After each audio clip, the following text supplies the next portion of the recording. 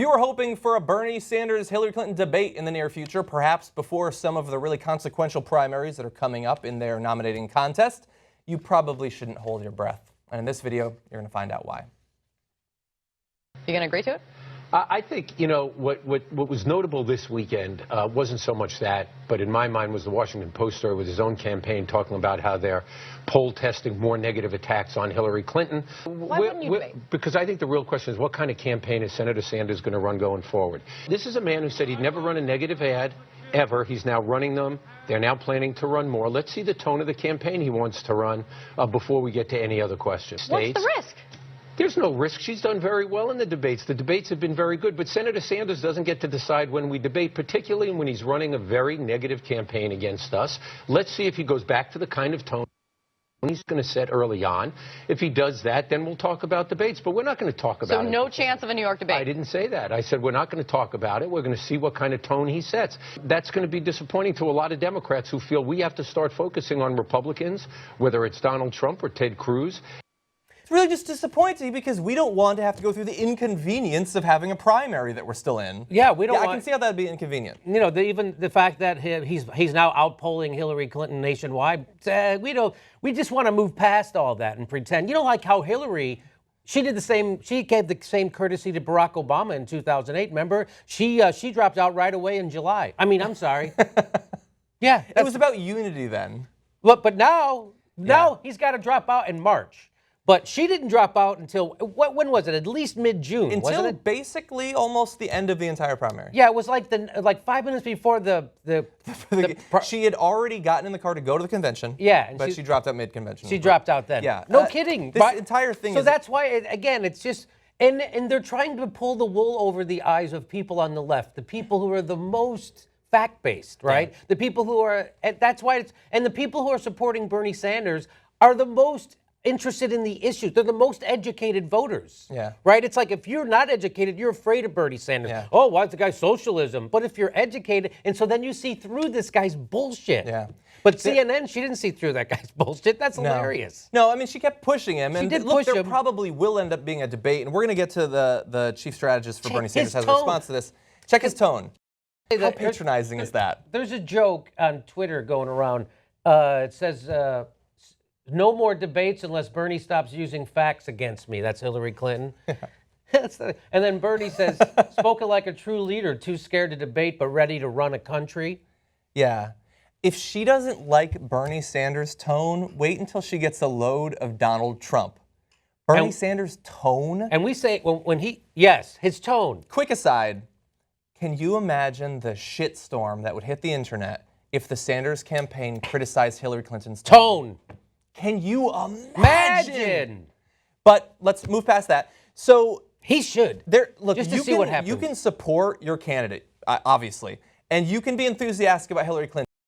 But I still expect that you, as a Democrat, as a liberal, will be honest and not commit certain campaigning sins. And there have been a few in this campaign against Bernie Sanders that I wish that I was compiling a list of the people in her campaign and her supporters in the media who have been willing to tell the most hateful lies, and they don't fucking care. Okay, this guy who, since the beginning of his career, before he had a political career, was organizing against segregation to try still to say that he's a racist. Yeah. Only he's running a very white campaign.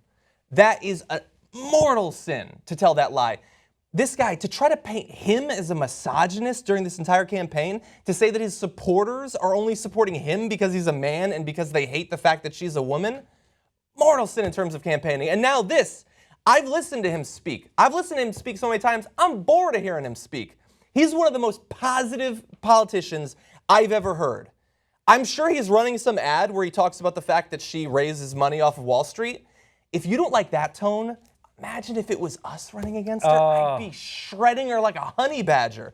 To say that he's a dirty politician with a bad tone, you lying sack of shit, chief strategist. I don't even know who that guy is. It's a bald-faced lie. They can't attack him on the policies because they know the primary voters prefer him on the policies.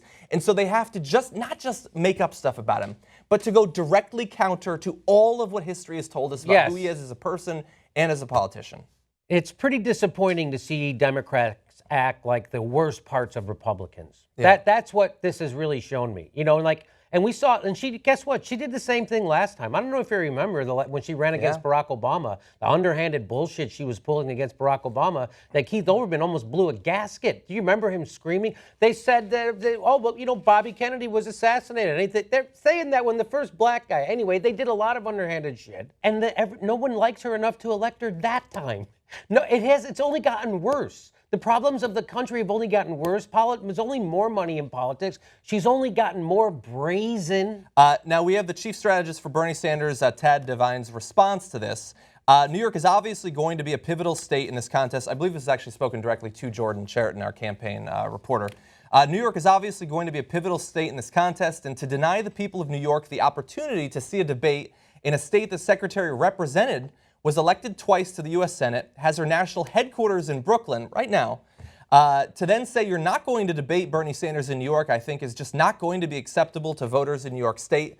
I think voters there have a right to expect more. I think they will. And I think that we will have a debate in New York. She doesn't want it because I think that she's realized that as good of a debater as she might be, he benefits simply by having people in these states see his message for the first time. And I don't think she wants to give him that publicity. She does not want people to hear his message, because when people hear his message, they stand up and cheer, and they wait in line for 6 hours to vote in the sun in Arizona. Let's say the whole idea of you're running for the presidency and now all of a sudden you don't want to debate. There was a very fiery response to that sort of idea. That sort of idea. Let's turn to that now. Honestly, I mean, I just believe that this is the most important job in the world. It's the toughest job in the world. You should be willing to campaign for every vote. You should be willing to debate anytime, anywhere. Oh, anytime, anywhere, except New York during the primary against Bernie Sanders.